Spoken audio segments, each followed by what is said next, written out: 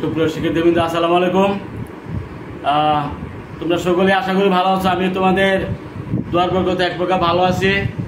বা অন্যান্য দিনের মধ্যে আজকেও তোমাদের জন্য আরেকটি ক্লাস, এটা হলো বল, চাপ ও শক্তি। সেখানে আমরা তোমাদের বল নিয়ে আলোচনা করেছিলাম, তারপরে চাপ নিয়ে আলোচনা করেছিলাম, তারপরে আজকে আলোচনা করবো আমরা শক্তি নিয়ে। শক্তি নিয়ে আলোচনা করার আগে কাজ সম্পর্কে আমাদের ধারণা থাকতে হবে। আমরা শক্তি আসলে কি? কাজ করার সামর্থ্য, কাজ করার যে পরিমাপ, এটা হলো তোমার শক্তি। তুমি কাজ যদি না জানো তাহলে তো তুমি শক্তি বুঝবে না। তো কাজ সম্পর্কে আমাদের আইডিয়া থাকতে হবে। আমরা প্রথম আলোচনা করবো কাজ।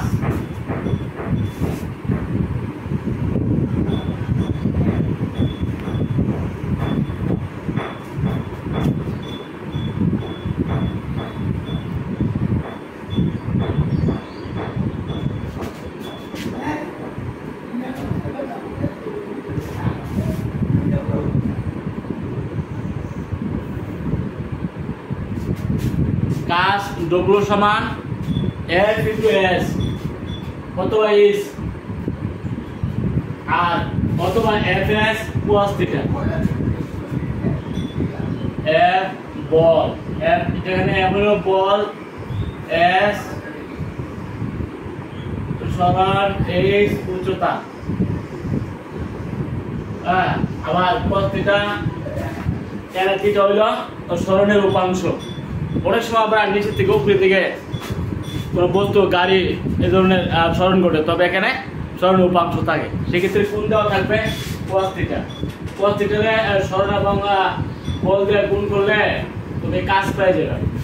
অথবা বল এবং স্মরণ, একটা বস্তু তুমি বল প্রয়োগ করছো, বল প্রয়োগ করার পরে প্রয়োগ বিন্দু থেকে বস্তুটা স্মরণ করছে, 5 মিটার 2 মিটার এরকম স্মরণ করছে। এই যে স্মরণ, এই যে বল, দুইটা গুণফলকে কাজ বলা হয়। তো বল একটু স্মরণ হইল তোমার কাজ। এই স্মরণের ক্ষেত্রে কোনো কিছু আমরা যদি উঠাই বা নামাই, সেক্ষেত্রে কিন্তু উচ্চতা থাকে। এই উচ্চতা এবং বলের গুণফল কিন্তু কাজ হতে পারে। উচ্চতা এবং বলের গুণফল কাজ, অথবা বল প্রয়োগ করার পরে বল প্রয়োগের স্থান থেকে যে স্মরণ ঘটে, এই স্মরণের মানের গুণফলকে কাজ বলা হয়। তো স্মরণের উপাংশ থাকে 30 ডিগ্রি 45 ডিগ্রি কোণে যদি কোনো গাড়ি স্মরণের সাথে সাথে আবার এখানে স্মরণ উপাংশ ঘটে, অর্থাৎ কোণ থাকে, সেক্ষেত্রে কিন্তু তুমি কাজ দিবা এফ ইন্টু এস, বল ইন্টু স্মরণ ইন্টু স্মরণের উপাংশ। স্মরণের এটা কসে নিতে হবে। 30 ডিগ্রি হলে cos 30, 45 ডিগ্রি হলে cos 45, এইভাবে। তাহলে এই স্মরণ উপাংশ এবং স্মরণ এবং বল, এই মানে গুণফলকে কাজ বলা হয়। কাজ কাকে বলে? আমরা পদার্থবিজ্ঞানের কাজ হইল এইভাবে, বল ইন্টু স্মরণ বা স্মরণ উপাংশ। এখন তুমি যদি বল প্রয়োগ করছো, কিন্তু বল প্রয়োগের ফলে বস্তুর স্মরণ ঘটাতে পারো নাই, সেক্ষেত্রে কিন্তু কাজ শূন্য হবে।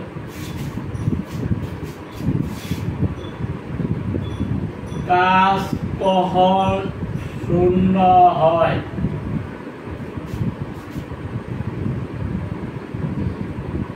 বল প্রয়োগে বস্তুর স্মরণ না ঘটলে কাজ শূন্য হয়। কারণ কি? তখন এফ ইন্টু এস স্মরণ যদি শূন্য হয়, বল প্রয়োগ করলেও সেখানে কাজ 0 হয়ে গেল। অর্থাৎ স্মরণ বল প্রয়োগের পাশাপাশি যদি, বল প্রয়োগের সাথে সাথে যদি বস্তুর স্মরণ না ঘটে, তাহলে কাজ শূন্য হয়ে যাবে। আমি এই যে বিল্ডিং এর মধ্যে একটা বসি দিলাম, মন করে 10 মিনিট ওজন একটা বসি দিলাম। বসি দেওয়ার পরে এর কি কাজ হবে নাকি কাজ শূন্য হবে? শূন্য হবে। কারণ এনে বসি দেওয়ার পরে আমরা আপাতত দেখতে পাচ্ছি যে এটা স্মরণ ঘটতেছে না। এইভাবে যদি স্মরণ না ঘটে, তাহলে যে কাজ হয় সেই কাজটা কিন্তু শূন্য হয়ে যায়। আর যদি স্মরণ থাকে, একটা বস্তুর উপরে বল প্রয়োগ করলাম, এখানে এফ বল প্রয়োগ করলাম, বল প্রয়োগ করার পরে এখানে এস স্মরণ ঘটলো, ধরে 5 মিটার, এই প্রয়োগ বিন্দু থেকে এখানে থেকে এই বিন্দু থেকে বিন্দুতে বস্তুটা সরে গেল, সরে যাওয়ার পরে কিন্তু এখানে স্মরণ ঘটলো, তার মানে 5 মিটার। তাহলে এখানে সমান 5 মিটার। বল প্রয়োগ বিন্দু 5 নিউটন বল প্রয়োগ করলাম, 5 নিউটন বল প্রয়োগ করা, তাইলে সুতরাং কাজ কত হবে এখানে?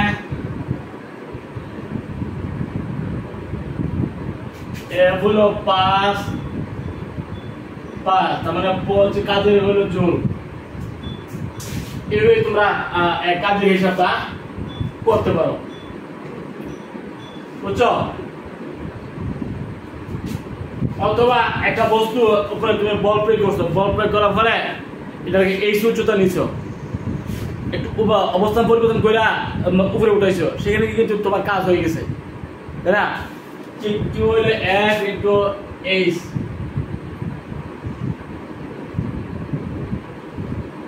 F into H।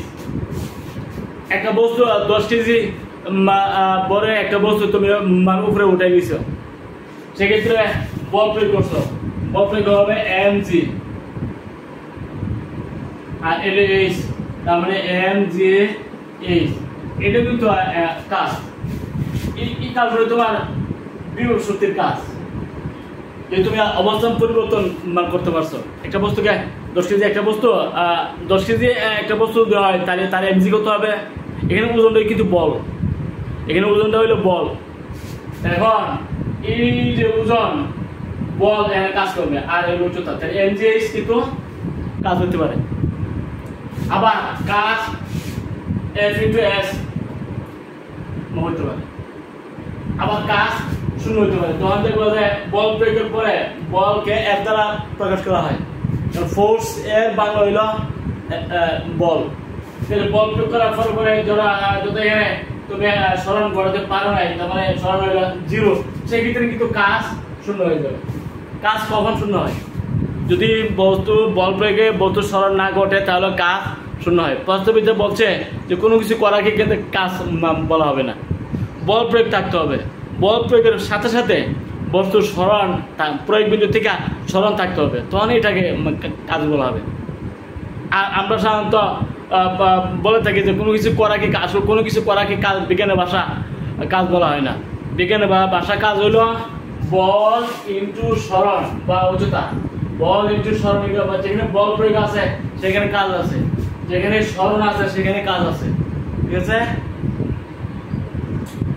তাহলে বল প্রয়োগ হলে এবং স্মরণ বা উচ্চতা থাকলে এর কাজ হয়, তাই না? কাজ কখন শূন্য হয়? যদি স্মরণ না ঘটে। আবার কখন শূন্য হয়? ইতে cos থিটা স্মরণ 500 ঘটে থেকে যদি থিটা 90 ডিগ্রি হয়ে যায়, হ্যাঁ, তখন কিন্তু কাজ শূন্য হবে। থিটা সমান 90 ডিগ্রি হলে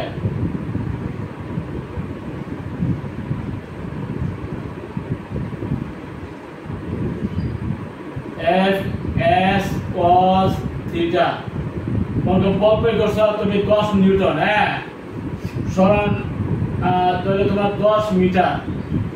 এখানে হলো কোন হলো মানে 90 ডিগ্রি, cos 90 ডিগ্রি। 100 আছে কিন্তু cos 90 হলো 0, তার মানে 0 হয়ে গেল। তাহলে কাজ কখন শূন্য হইতে পারে? যদি স্মরণ উপাংশের ক্ষেত্রে থিটা 90 ডিগ্রি হয়ে যায়, সেই ক্ষেত্রে কিন্তু কাজ শূন্য হবে। যদি বল প্রয়োগে স্মরণ না ঘটে, তাহলে কিন্তু কাজ শূন্য হবে। আর সব ক্ষেত্রে কাজ থাকে। তো কাজ কিন্তু আসলে দুই রকমের, ধনাত্মক কাজ এবং ঋণাত্মক কাজ। অভিকর্ষর ত্বরণের বিরুদ্ধে যদি কোনো কিছু করা হয়, তখন সেক্ষেত্রে কিন্তু কাজটা, সুপ্রিয় শিক্ষার্থীবৃন্দ, কাজ দুই ধরনের, ধনাত্মক কাজ এবং ঋণাত্মক কাজ। অভিকর্ষর ত্বরণের বিরুদ্ধে যদি কোনো কাজ হয়, তখন সেক্ষেত্রে কাজটা হবে ঋণাত্মক কাজ, ঠিক আছে? আর অভিকর্ষর ত্বরণের পক্ষে, যেমন উপর দিকে একটা বস্তু, সেখানে তুমি নিক্ষেপ করছো, সেক্ষেত্রে কাজ মান ধনাত্মক হবে। ঠিক আছে, ত্বরণ যদি নেগেটিভ হয় তখন কাজটা হবে ঋণাত্মক, আর ত্বরণ যদি পজিটিভ হয় কাজটা হবে ধনাত্মক, কাজ শূন্য হবে। যেমন আমরা কাজে আলোচনা করলাম সুপ্রিয় শিক্ষার্থীবৃন্দ, এখন আমরা আলোচনা করব শক্তি।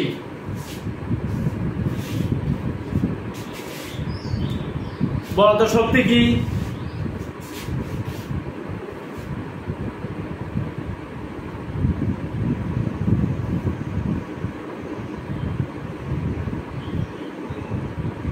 সুপ্রিয় শিক্ষার্থীবৃন্দ, ত্বরণ যদি নেগেটিভ হয় কাজ নেগেটিভ হয়ে যায়, ত্বরণ যদি পজিটিভ হয় তাহলে কাজ ধনাত্মক বা পজিটিভ থাকে, তাই না? এখন কাজ সম্পর্কে আমরা জানলাম। শক্তি কাকে বলে?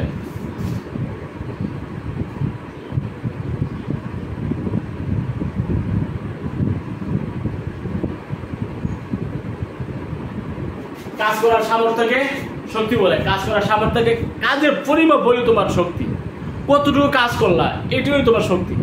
অর্থাৎ যে পরিমাণ তুমি কাজ করছো এটাই হলো তোমার শক্তি। ঠিক আছে, একটা যন্ত্র যে পরিমাণ কাজ করছে এটাই হলো শক্তি। অর্থাৎ কাজের পরিমাপটা হলো শক্তি। কাজ করার সামর্থ্যকে, এবিলিটিকে বলা হয় শক্তি। কাজ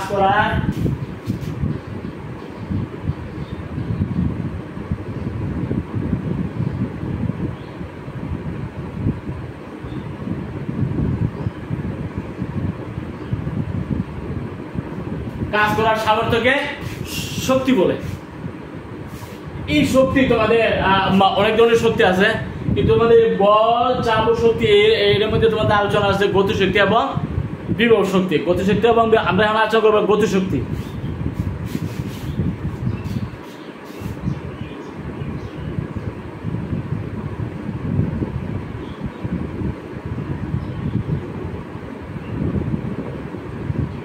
সমান হাফ এম ভি স্কয়ার। কোন বস্তু তার গতির জন্য কাজ করার যে সামর্থ্য লাভ করে তাকে গতিশক্তি বলে। কোন বস্তু তার গতির জন্য, কিসের জন্য? গতির জন্য কাজ করার সামর্থ্য লাভ করে, এটাকে বলা হয় গতিশক্তি।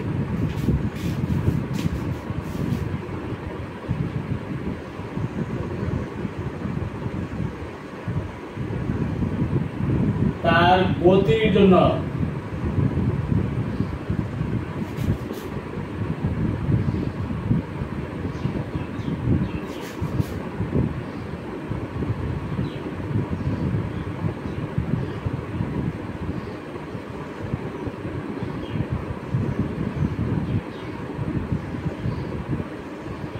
কোন বস্তু তার গতির জন্য কাজ করার যে সামর্থ্য লাভ করে তাকে গতিশক্তি বলে। এই যে গতিশক্তি এটা কিভাবে হয় সেটা নিয়ে আমরা একটু আলোচনা করি।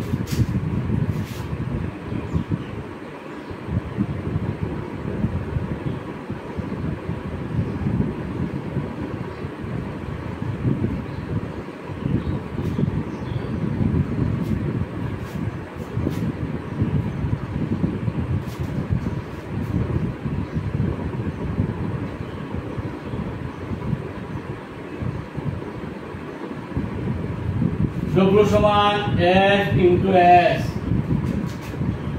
F সমান বল, S সমান সরণ। আমরা F সমান কি জানি? ma।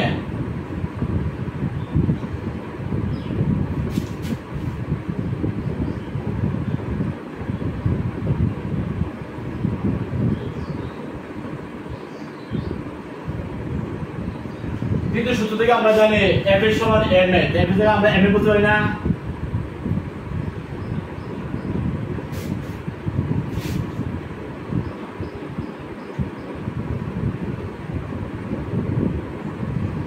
গতির সমীকরণ থেকে জানি v স্কয়ার সমান u স্কয়ার প্লাস 2s। এখানে S হলো সরণ, A হলো ত্বরণ, E হলো আদিবেগ। এই স্থির অবস্থা আদিবেগ কিন্তু 0 থাকে। অতএব 0 স্কয়ার প্লাস 2s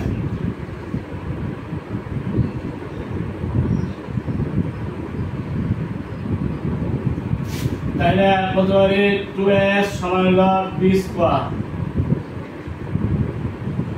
তাহলে আমরা কত s এর সমান হাফ b স্কয়ার, তাই না? s এর জন্য সমান যদি হাফ b স্কয়ার হয় তাহলে m ইনটু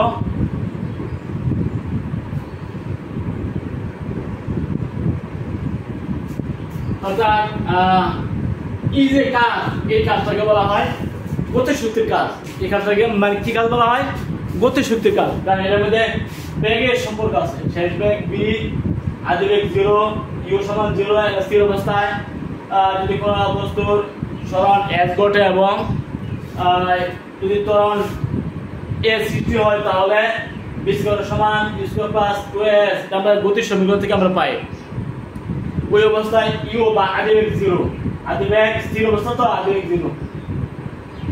এখন b স্কয়ার সমান 2s, s এর সমান হলো হাফ b স্কয়ার। এর যদি আমরা s এর সমান হাফ b স্কয়ার যদি আমরা বসাই হাফ m b স্কয়ার, এই যে হাফ m b স্কয়ার এই যে কাজটা এটা হলো গতিশক্তির কাজ। এই সাথে এই কাজটা কিসের? গতিশক্তির কাজ। সুতরাং এই কাজকে বলা হয় গতিশক্তি বা kinetic energy, half m b square. এবং এটা ব্যাখ্যা করতে হবে কিন্তু কাজ ছাড়া এটা ব্যাখ্যা করা সম্ভব না। সুপ্রিয়, এই জন্য আমরা কাজ সম্পর্কে তোমাদের ব্যাখ্যা করেছি, যেহেতু কাজ ছাড়া এগুলি ব্যাখ্যা করা সম্ভব নয়। সুপ্রিয় শিক্ষার্থীবৃন্দ, আমাদের এই কাজ W সমান F ইনটু S, যেখানে F হলো বল, S হলো সরণ। আচ্ছা, এবং এই যে বল F নিউটনের গতির তৃতীয় সূত্র থেকে আমরা জানি F এর সমান ma, F এর সমান ma। বল ইনটু ত্বরণ হলো তোমার বল, তাহলে এই F এর সমান ma আমরা বসাতে পারি s, তাহলে m টা আলাদা করে m ইনটু s। গতির সমীকরণ থেকে আমরা জানি b স্কয়ার সমান u স্কয়ার প্লাস 2s। এখানে আদিবেগ 0 স্থির অবস্থা, তাহলে b স্কয়ার সমান 2s, শুধু s এর সমান হবে হাফ b স্কয়ার। s এর সমান এখানে আমরা হাফ b স্কয়ার যদি বসাই তাহলে হাফ m b স্কয়ার হলো আমাদের কাইনেটিক এনার্জি। এই যে শক্তি এটাকে আমরা বলছি কাইনেটিক এনার্জি, গতিশক্তি। যেখানে বেগের সম্পর্ক আছে, বেগের সম্পর্ক এরা গতিশক্তি। গতির জন্য কাজ করা যে সামর্থ্য লাভ করে, গতি কি বেগ ছাড়া হবে? বেগ আছে, এই জন্য এটা মানে গতিশক্তি হয়ে গেল। বেগ ছাড়া কোনো গতিশক্তি হবে না, কারণ গতিশক্তি এই কিন্তু হাফ m b স্কয়ার, যেখানে b হলো বেগ, বুঝছো? এই জন্য আমরা বেগটা বার করে নিছি। b স্কয়ার সমান s। এই যে বেগ মনে করো 3 গুণ যদি বাড়ে তাহলে তোমরা কি বলতে পারবে গতিশক্তি কয় গুণ বাড়বো? বেগ যদি 3 গুণ বাড়ে তাহলে গতিশক্তি হয়ে যাবে কত? 3 b স্কয়ার মানে 9 into half m b square, তাহলে 9 গুণ বেড়ে দেবো। বেগ যদি 4 গুণ বাড়ে গতিশক্তি বাড়বো কত? 16 গুণ, তাই না? 5 গুণ বাড়লে 25 গুণ। এভাবে বেগের সাথে যেহেতু এটা সম্পর্ক, এই জন্য আমরা বলতে পারি বেগ দ্বিগুণ বাড়ে গতিশক্তি হবে 4 গুণ, তাই না?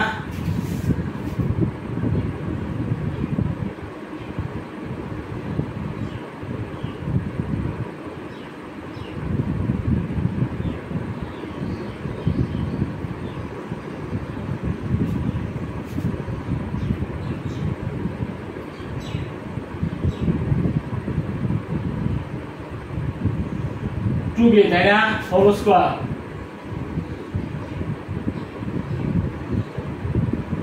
তার মানে 4 into half m b square. তার মানে যদি বেগ দ্বিগুণ বাড়ে গতিশক্তি হবে 4 গুণ, তাই না? গতিশক্তি হবে 4 গুণ। বেগ যদি তুমি 3 গুণ বাড়ে তাহলে গতিশক্তি হবে কত? 9 গুণ। বেগ 4 গুণ বাড়ে তাহলে গতিশক্তি হবে 16 গুণ। এভাবে কিন্তু আমরা এটাকে ব্যাখ্যা করতে পারি। এখন গতিশক্তি যদি 16 গুণ বাড়ে তাহলে বেগ কত গুণ বাড়বে? মনে করো গতিশক্তি 16 গুণ বাড়ছে, সেক্ষেত্রে বেগ কত গুণ বাড়বে?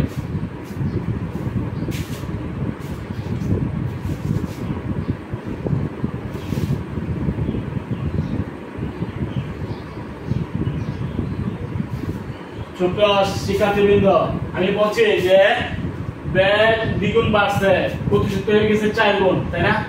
এখন যদি ব্যাগ 16 গুণ বাড়ে তখন গতিশক্তি হবে কত গুণ? ব্যাগ 16 গুণ বাড়লে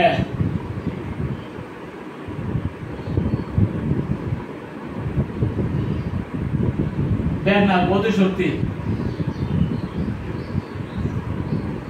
16 গুণ বাড়লে ব্যাগ কত গুণ হবে?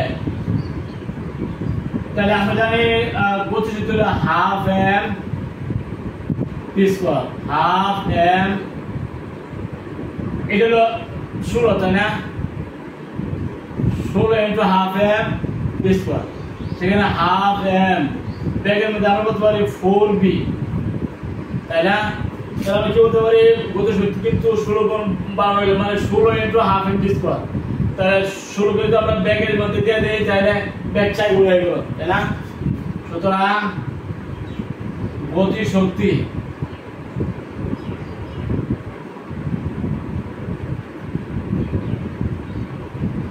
ব্যাগ 4 গুণ হবে, ব্যাগ 4 গুণ হবে, ঠিক আছে? মনে করো গতিশক্তি যদি 9 গুণ বাড়ে তখন ব্যাগ কত গুণ? 3 গুণ, তাই না? এইভাবে ব্যাগ বাড়লে গতিশক্তি তার বর্গ হয়ে যাবে। আবার যদি গতিশক্তি থাকে দেওয়া থাকে তাহলে কিন্তু এটা ব্যাগের সাথে তুমি তুলনা করতে পারবে, ঠিক আছে? আমরা গতিশক্তি নিয়ে আমরা সামগ্রিক আলোচনা করলাম। এখন আমরা আলোচনা করবো বিভব শক্তি। সুপ্রিয় শিক্ষার্থীবৃন্দ, বিভব শক্তি কাকে বলে?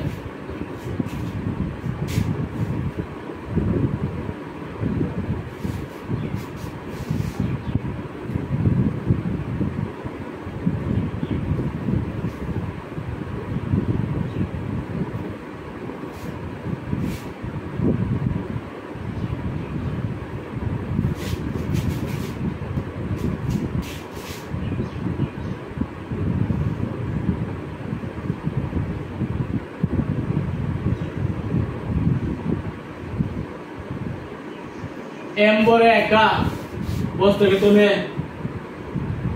5 মিটার উপরে মানে উঠাইছো, হ্যাঁ, এখানে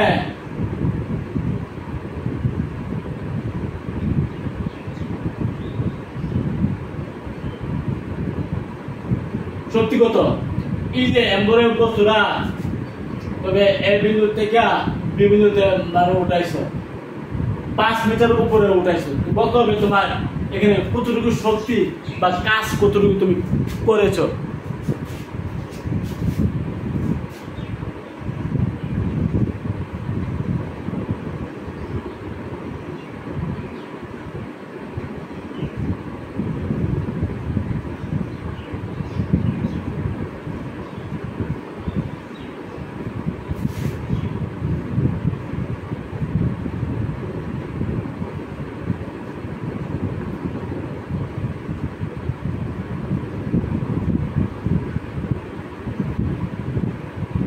কাজের পরিমাণ কত? F into H। তুমি F বল মান প্রয়োগ করছো, F বল M বল বিশিষ্ট একটা বস্তুর মধ্যে F বল মান প্রয়োগ করছো, তারপরে H উচ্চতা মানে উঠাইছো, H উচ্চতা মানে উঠানোর পরে N এর কাজ কত? তাহলে M এর যে বস্তুর ওজন, ওজনে তোমার কাজ W সমান F সমান mg, আর H তার মানে mg H। এই যে mg H এটা কিন্তু একটা কাজ, এটা কি ধরনের কাজ? তুমি বস্তুর উপরে উঠাইছো, তাহলে এখানে কাজ হইছে, কাজটা কি টাইপের? গতিশক্তির কাজ নাকি বিভব শক্তির কাজ? অবস্থান পরিবর্তন করছো, অবস্থান পরিবর্তন করতে গিয়া যে কাজ করা হয় এটাকে বলা হয় বিভব শক্তির কাজ। কি কাজ এটা? বিভব শক্তির কাজ। এটাকে বলা হয় ইপি বা পটেনশিয়াল এনার্জি। পটেনশিয়াল এনার্জি সুপ্রিয় শিক্ষার্থীবৃন্দ, পটেনশিয়াল এনার্জি বলা হয় বিভব শক্তি সমান বিভব শক্তি, বিভব mgh। এম বলে একটা বস্তুকে যদি এই উচ্চতায় উঠানো হয় তাহলে এর বল হবে mg, ওজন যেটা এটাই বল। এখানে বস্তুর যে ওজনটা এটাই তার বলটা। এই বলটা যদি তুমি হাই উচ্চতা দেওয়া পুরোর উপরে অবস্থান করলে তুমি কষ্ট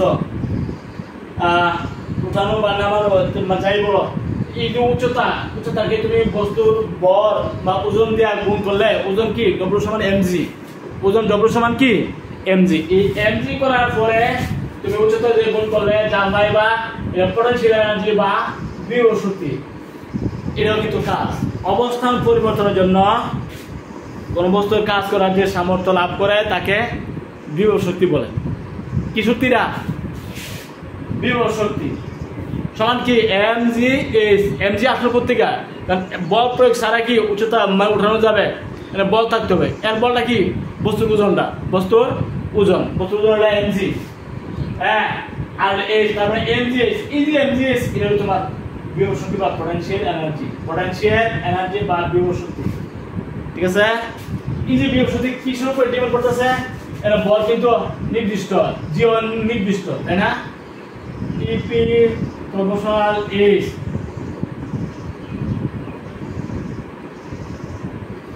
যেহেতু এমজে নির্দিষ্ট এই জন্য ইপি প্রপোর্শনাল এস বলতে পারো। মানে ইপি গভীরতা বা উচ্চতার সাথে সমানুপাতিক। উচ্চতা বাড়লে ইপি বাড়ে, উচ্চতা কমলে ইপি কমে। ইপি ডিপেন্ডস অন গভীরতা কত তার উপরে বা উচ্চতা কত তার উপরে কিন্তু বিভব শক্তি নির্ভর করছে। আর বর 10 কেজি 5 কেজি কেজি হিসাবে থাকলে ভালো কথা। যদি গ্রামে থাকে 1000 দিয়ে ভাগ দেয়া কেজি বানাইবা, কারণ 500 গ্রাম 1000 দিয়ে ভাগ দিয়া কেজি বানাইবা, 300 গ্রাম 1000 দিয়ে ভাগ দেয়া কেজি বানাইবা, কারণ বলে কেবল কেজি। হ্যাঁ, আর যেহেতু আমরা জানি 9.8, এই যে 9.8 এবং বল এবং উচ্চতা গুণ করলে তুমি বিভব শক্তি পাইতে পারবা। এটা ডিপেন্ড করে আসলে কার উপরে? উচ্চতার উপরে। Mainly depends on H. If আর যদি এইচ বাড়ে বিভব শক্তি বাড়ে, যদি গভীরতা কমে বিভব শক্তি কমে। অর্থাৎ বিভব শক্তি এইচ এর সমানুপাতিক। বুঝতে আশা করে? তাহলে আমাদের এই যে শক্তির মধ্যে দুই ধরনের শক্তি আছে, এগুলো বিভব শক্তি এবং গতিশক্তি। এই যে বিভব শক্তি এবং গতিশক্তি দুইটা যদি তুমি যোগ করো তাহলে জাতীয় শক্তি পাই যাবে। বিভব শক্তি এবং গতিশক্তি যদি গুণ করো তাহলে জাতীয় শক্তি পাই যাবে। জাতীয় শক্তিটা কি? গতিশক্তি প্লাস বিভব শক্তি।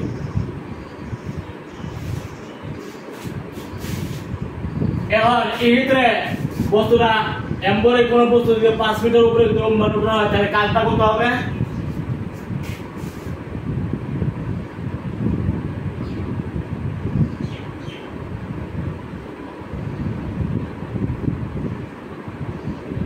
mgs এর বল নাই না তাই m ধরতে হবে। g 9.8 উচ্চতা হইল 5, তার মানে 49 m জোল। ঠিক আছে? উপর থেকে আমরা আলোচনা করব শক্তি রূপান্তরটা নিয়ে আমরা আলোচনা করতে চাই। কিভাবে গতিশক্তি একসময় বিভব শক্তি হয়ে যায়, আবার বিভব শক্তি কিভাবে গতিশক্তি হয়ে যায়, এই যে রূপান্তর সেগুলো নিয়ে আমরা একটু ব্যাখ্যা করার চেষ্টা করি।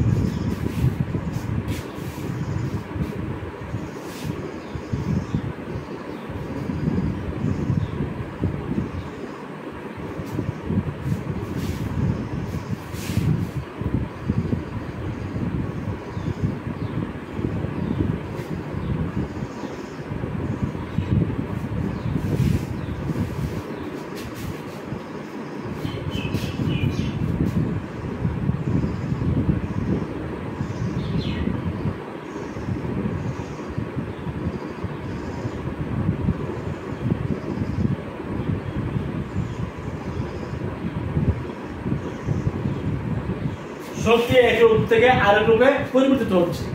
যেটা গতিশক্তি ছিল এটাই দেখা গেছে আবার বিভব শক্তি হচ্ছে, যেটা বিভব শক্তি ছিল এটা আবার গতিশক্তি হচ্ছে। তো শক্তির এনে রূপান্তর হয়, গতিশক্তিটা বিভব শক্তিতে রূপান্তরিত হয়, আবার বিভব শক্তিটা গতিশক্তিতে রূপান্তরিত হয়। এটা কিভাবে?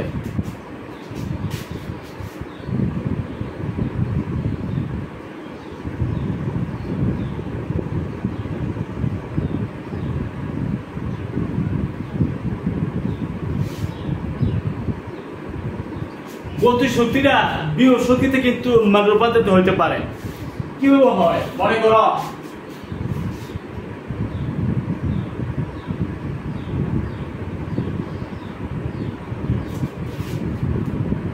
একশো মিটার পার সেকেন্ড বেগে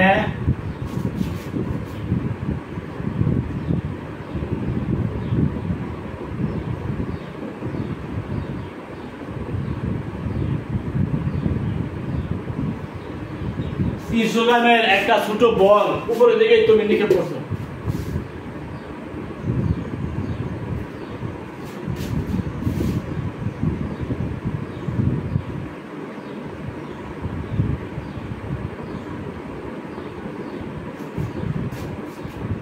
তাইলে এক্ষেত্রে নিক্ষেপের শুরুতে তার গতিশক্তি কত ছিল?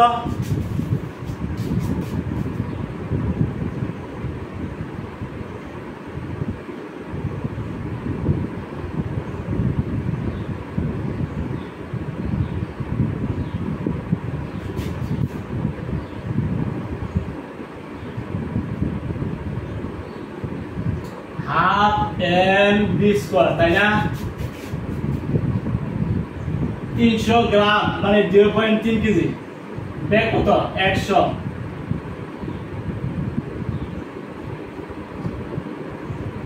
0.3 ইনটু হলো তোমার 10,000 5 × 2।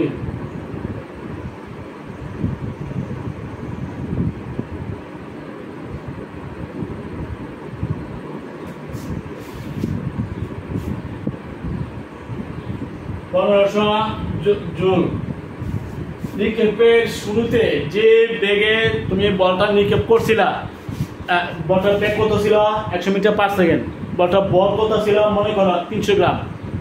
300 গ্রাম তুমি কেজি বানাতে দেবো। 300 গ্রাম মানে 0.3 কেজি।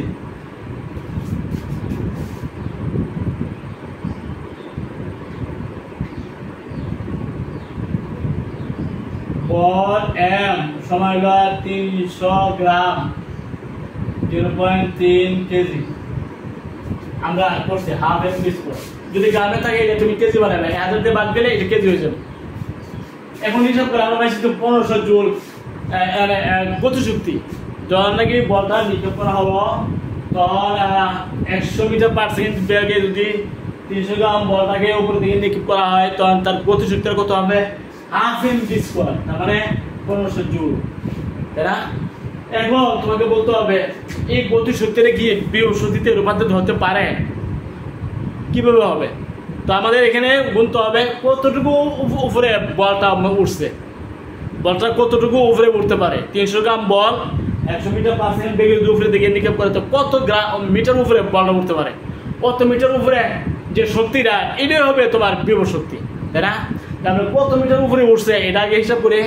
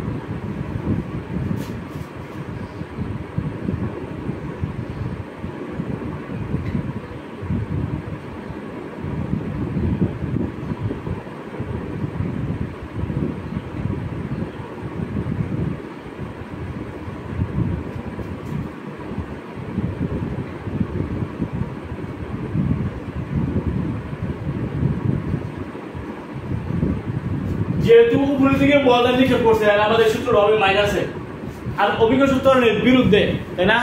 এখানে মাইনাসের সূত্র হয়ে যাবে। সাধারণত আমরা জানি বিস KG you square plus 2z, কিন্তু বল কিন্তু উপরের দিকে মারছে, মাইনাসের সূত্র নিতে হবে। তাহলে আমরা এই হিসাব করলে মাইনাস এদিকে নিছি মাইনাসের 10,000, এদিকে আমরা হিসাব করি 19.6 8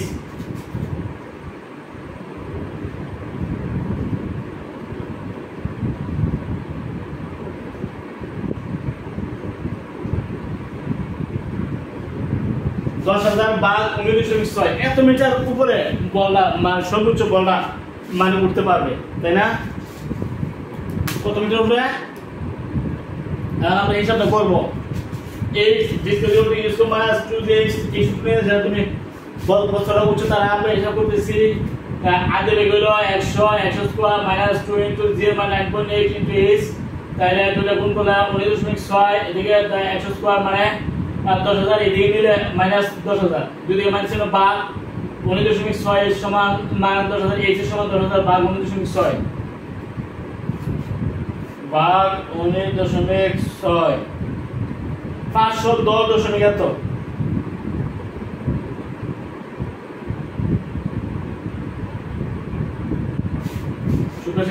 আমরা কত পাইছি? 510.204081 এত মিটার।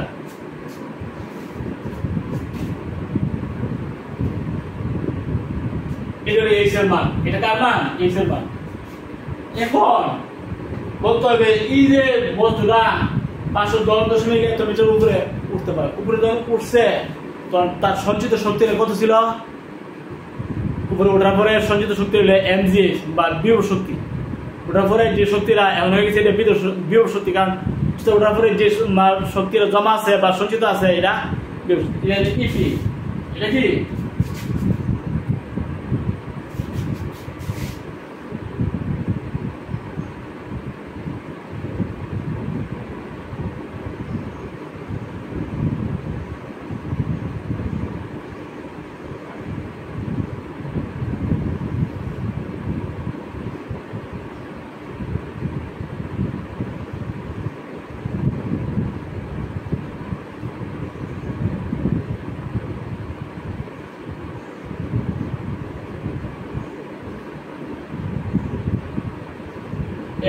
mgh m কত ছিল?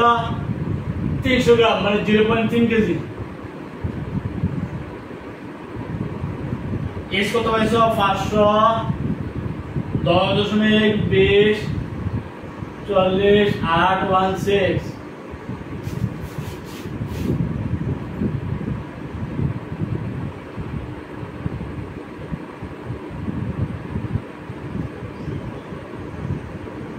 আমরা হিসাব করেছি। আমরা পাইছি 1500 জুল। সুপ্রিয় শিক্ষার্থীবৃন্দ, এই যে গতি শক্তি যখন বস্তুর নিক্ষেপ করা হয়েছিল 100 মিটার পার সেকেন্ড বেগে, তখন তার গতি শক্তি আমরা পাইছি কত? 1500 জুল। বস্তুটা আমরা হিসাব করছি কতটুকু উপরে উঠতে পারে। বস্তুটা উপরে উঠতে পারে 510.something এত মিটার, তাই না? এখন এই যে এত মিটার উপরে উঠলো তখন তার সঞ্চিত শক্তিটা কত ছিল? mgh ওই যে শক্তিটা এটাই তোমার পোটেনশিয়াল এনার্জি বা বিভব শক্তি।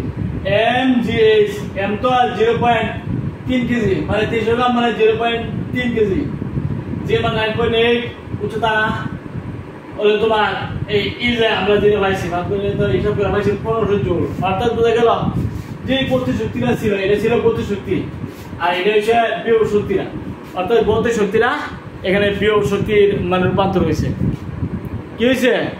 গতি শক্তিটা বিভব শক্তির রূপান্তর হয়ে গেছে। বুঝতে পারছো আশা করি? এ থেকে আমরা কি বুঝলাম? শক্তির মানে রূপান্তর হয়। গতি শক্তি একসময় হয়ে যায় বিভব শক্তি, আবার বিভব শক্তি একসময় হয়ে যায় গতি শক্তি। বুঝছো আশা করি? আমরা এই উদাহরণ থেকে আমরা কি বুঝলাম? 100 মিটার পার সেকেন্ড বেগে একটি ছোট বলধনে 300 গ্রাম ওজনের একটা বলধনের উপরে দিকে নিক্ষেপ করা হইলো, তখন তার গতি শক্তি এবং বিভব শক্তি কিভাবে মানে রূপান্তর হয়েছে এটা আমরা বুঝলাম, তাই না?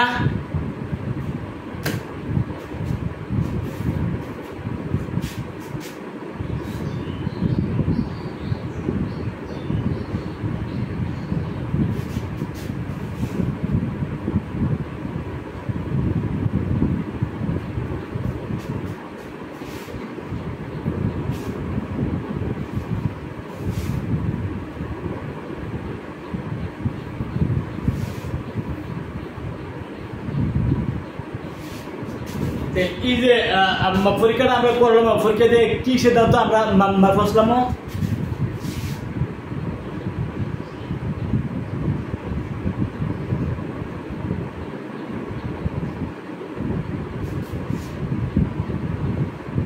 গতি শক্তি গতি শক্তি কে সমান হাফ এম বি স্কয়ার।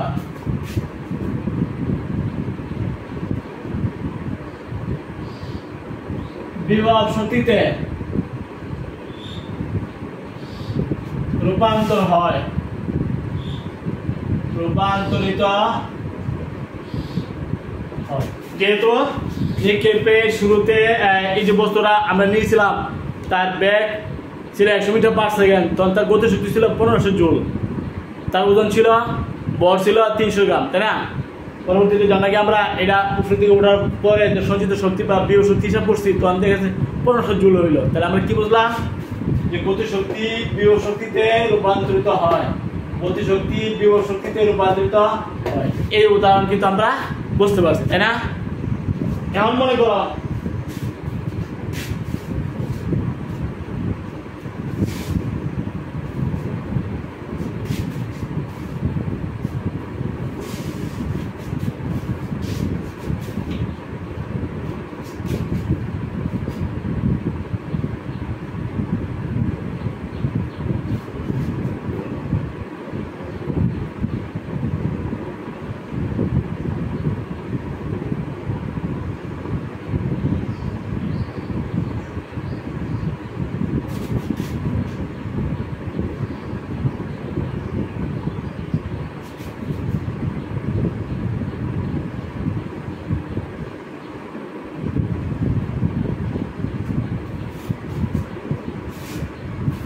গ্রাম বল বিশিষ্ট একটা বস্তু মনে করো 100 মিটার উপরে আছে।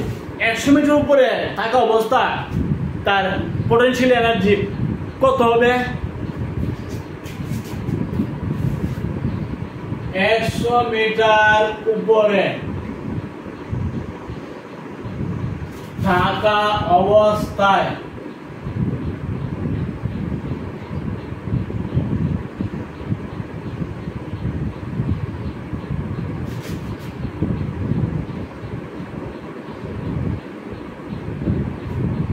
ইপি সমান কত?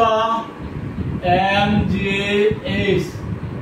m হলো 500 গ্রাম মানে 0.5 কেজি, 9.8, আর উচ্চতা হলো 100 metre.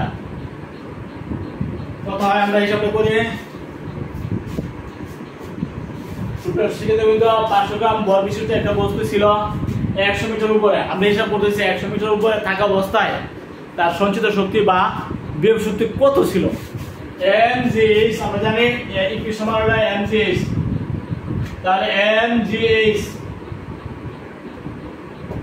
0.5 into 9.8 into 100, 490 joule. 490 joule 100 metre উপরে থাকা অবস্থায় তার ওইখানে সঞ্চিত শক্তি ছিল 490 জুল। এখন কত হবে? এই যে উপরে যে শক্তিটা যখন ভূমিতে নিক্ষেপ করা হয়, হ্যাঁ, প্রথম উপর থেকে নিচে ফেলে দেওয়া হয়, তো নিক্ষেপের ভূমিতে স্পর্শ করার আগ মুহূর্তে উপরের শক্তিটা কি নিচে পাওয়া যায় কিনা?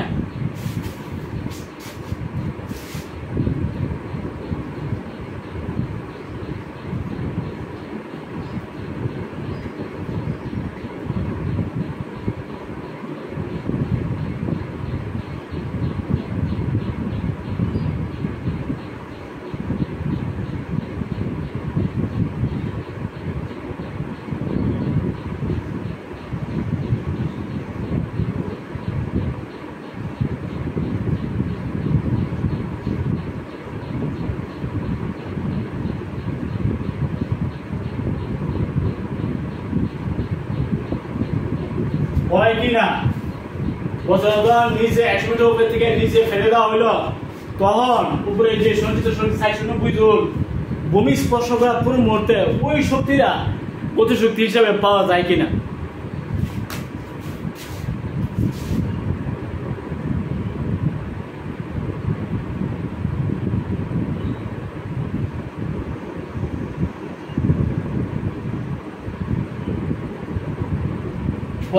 উপরে দিকে নিচের দিকে ছেড়ে দিছে, তখন তার মানে গতি বাইরে গেছে না, তাহলে গতিযুক্ত হবে না? গতিযুক্ত হবে। তাহলে হাফ এম বিস্কো মানে ইউজ হয় যেহেতু উপরে থেকে নিচে থেকে মাপাতে আছে ইউজ প্লাস 2 হাফ এম যখন উপরে থেকে নিচ থেকে পড়ে তখন তার স্থির অবস্থা ছিল আগে 0 ছিল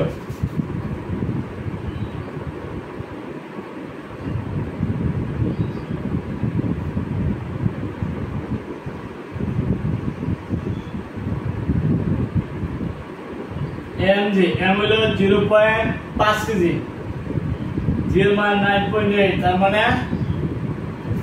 490 জুল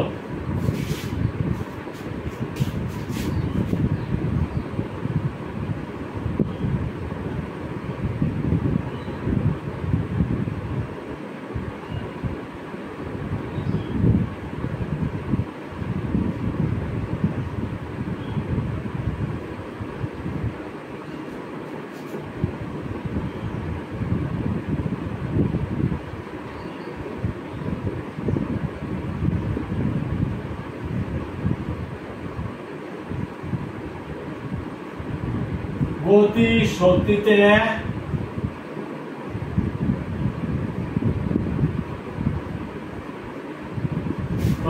আমরা বলতে পারি 100 মিটার উপরে সঞ্চিত যে শক্তিটা ছিল এটাই বিভব শক্তি হিসাবে পাওয়া গেছে তাই না কে বলতে পারে 100 মিটার উপরে সঞ্চিত শক্তি এখানে রূপান্তরিত হয়ে গতি শক্তিতে পরিণত হয়েছে গতি শক্তিতে এটা ছিল বিভব শক্তি ছিল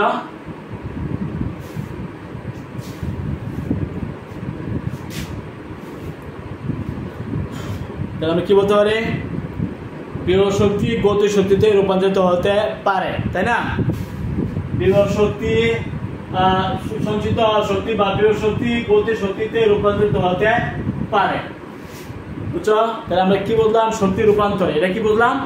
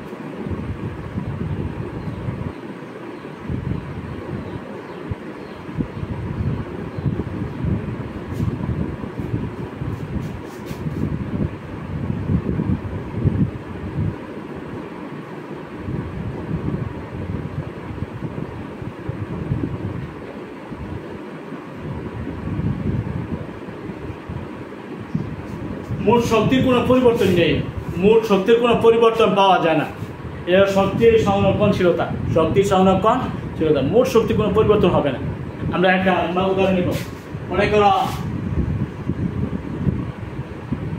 এ এটা হলো বি এটা হলো সি এটা ধরা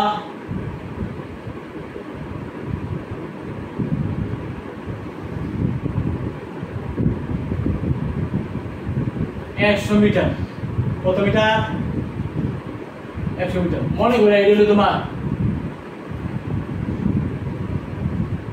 30 মিটার তাহলে এটা কত মিটার হবে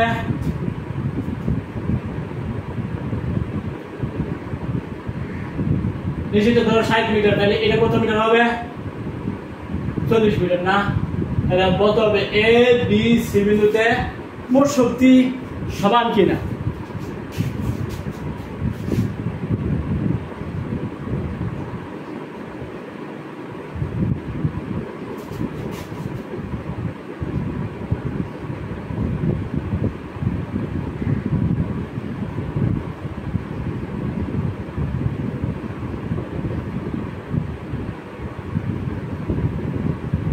বলতে হবে এ বি সি বিন্দুতে মোট শক্তি সমান এম বলে একটা বস্তু উপর থেকে মাথা লইল এম বলে বস্তু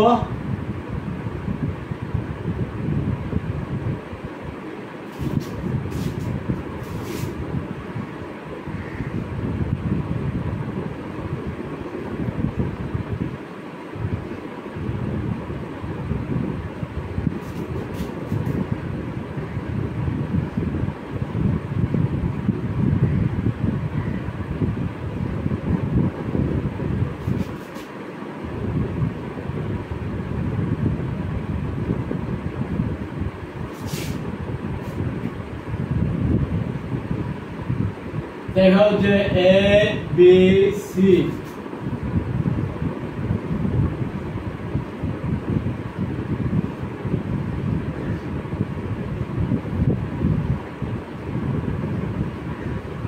বলতে হবে এ বি সি বিন্দুতে সঞ্চিত শক্তি সমান, সঞ্চিত শক্তি সমান। এটা কিভাবে হবে? এম্পর বিশিষ্ট বস্তুর যখন এ বিন্দুতে থাকে, উপরে যখন না থাকে তখন কোনো গতিশক্তি ছিল না, কারণ গতি নাই, গতিশক্তি একই থেকে একদম উপরে থাকে শুধু বিভব শক্তি, আর একদম নিচে থাকবে গতিশক্তি, কারণ ইয়ার তো কোনো উচ্চতাই নাই, তাহলে বিভব থেকে, তাহলে উপরে থাকবে শুধু বিভব আর নিচে থাকবে শুধু গতিশক্তি। আর মধ্যে বিভব এবং গতি দুইটাই আছে, মধ্যে যে বিন্দুটা থাকবে এটা মধ্যে বিভব গতি দুইটাই থাকবে। উপরেরটা মধ্যে থাকবে কি বিভব শক্তি, কারণ এত গতি নাই, তার গতিশক্তি একই থেকে। নিচেরটা মধ্যে থাকবে কি গতিশক্তি, কারণ এত উচ্চতা নাই, বিভব শক্তি নাই, ঠিক আছে। আর মধ্যে বিভব গতি দুইটাই থাকবে, কারণ উচ্চতা আছে, গতিশক্তি আছে, তাই না? আমরা এ এবং এ বিন্দুতে শুধু বিভব থাকবে, সে বিন্দুতে থাকবে শুধু গতিশক্তি, আর বিন্দুতে গতি বিভব দুইটাই থাকবে।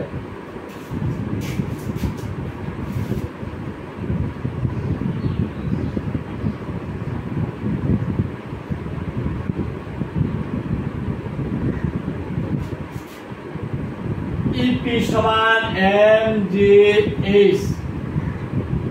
এম তো এম এর কোনো মান নাই, কাজে এম এর মুই থাকবো। এই ছিল 100 মিটার।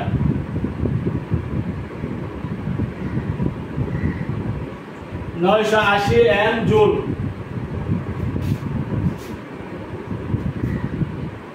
আর যেহেতু এ বিন্দুতে গতিশক্তি নাই, মানে গতিশক্তি 0, গতিশক্তি ই কে সমান 0 ধরবা, তার মানে এ বিন্দু হইল শুধু 980 M joule, 980 M joule.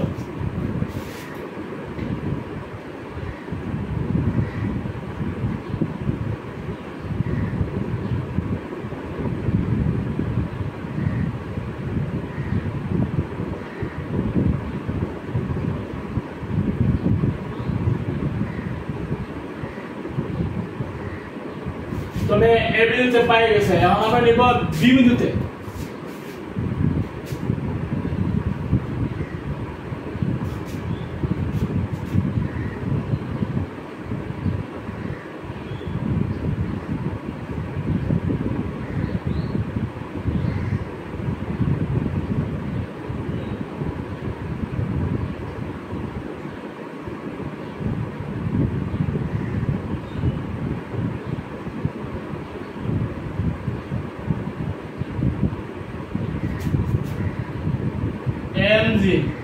MGH M তো এমই,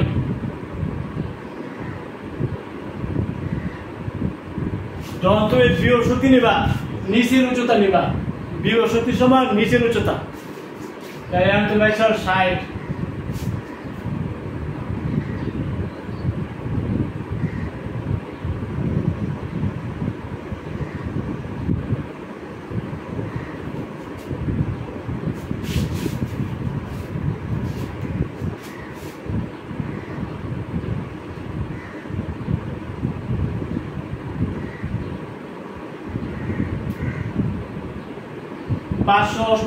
M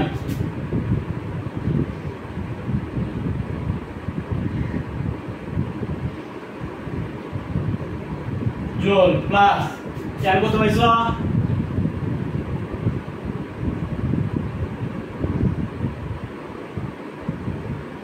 এটা কত দূর উপর থেকে পড়ছে? 40 মিটার উপর থেকে পড়ছে না, এনে দেব তোমার 40।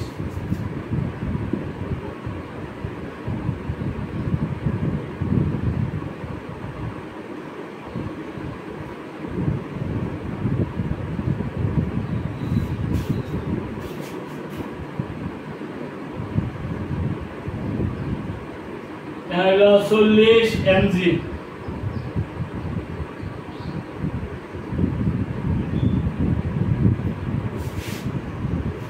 যে হলো তোমার 9.8।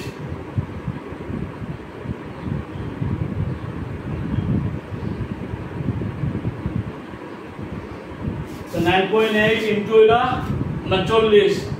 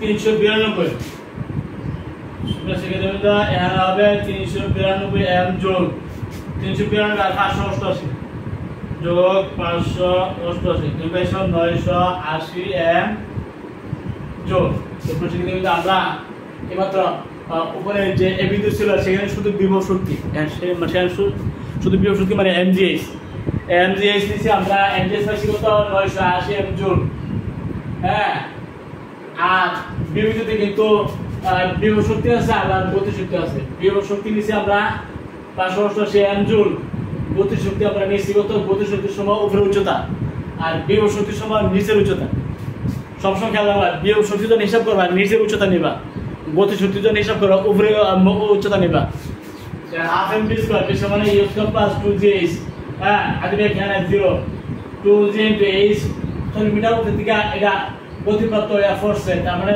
40 মিটার এখানে উচ্চতা তাইলে এর 2 দিয়ে 40 ইনটু 9.8 তার মানে 392 m আর হলো 588 m তার মানে 980 m যোগ তাহলে এ বিন্দু এবং বি বিন্দু মিলে আছে তাই না এখন আমি হিসাব করব সি বিন্দুতে মোট শক্তি কত সি বিন্দুতে কি শক্তি আছে আর কি শক্তি নাই সি বিন্দুতে আছে শুধু গতি শক্তি কারণ সি বিন্দুতে কোনো উচ্চতা নাই উচ্চতা ছাড়া কি বিভব শক্তি হবে না তো সি বিন্দুতে শুধু গতি শক্তি আমি আগে বলছি আর এ বিন্দুতে হবে শুধু বিভব শক্তি আর মধ্যে যে বিন্দু এটা বিভব গতি দুইটাই থাকবে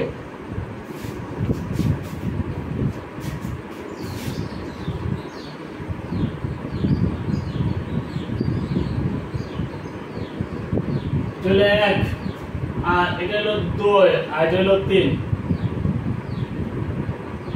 সি বিন্দুতে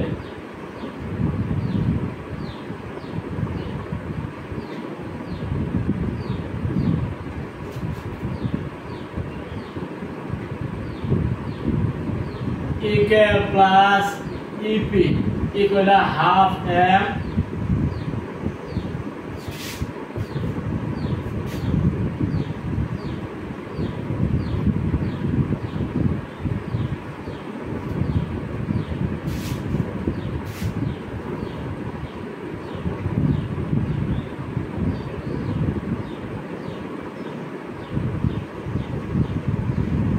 এটা উপরে থেকে এটা ফোর্স যখন 4 এ তখন তার আগে 0 ছিল আগে 0 ছিল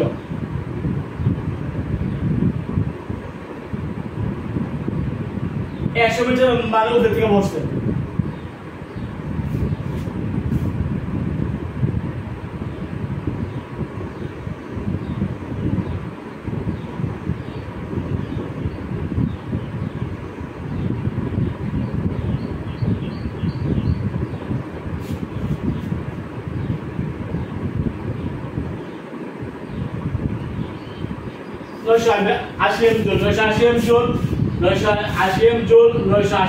তারপরে এ বি এবং সি বিন্দুতে মোট শক্তি দেখা গেছে সমান সমান এই ধরনের সমস্যার মধ্যে দেখা যায় যে যদি উপর থেকে যত মিটার উপরে থেকে হোক কোনো বস্তু যদি উপর থেকে নিচে নিক্ষেপ করা হয় যে কোনো বিন্দুতে মোট শক্তি যদি হিসাব করা হয় সমান যে কোনো বিন্দুতে মোট শক্তি সমান এটা হলো শক্তির সংরক্ষণশীলতা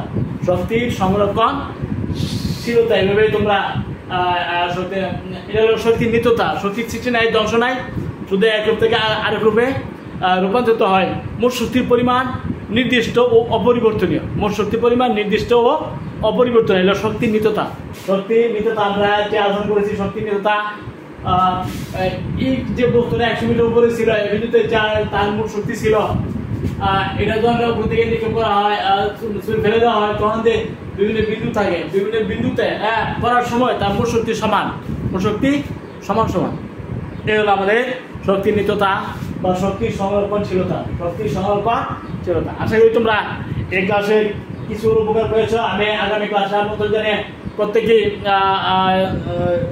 মানে মঙ্গল কামনা করে, শান্তি সমৃদ্ধি উন্নতি কামনা করে বিদায় নিচ্ছি। আলহামদুলিল্লাহ।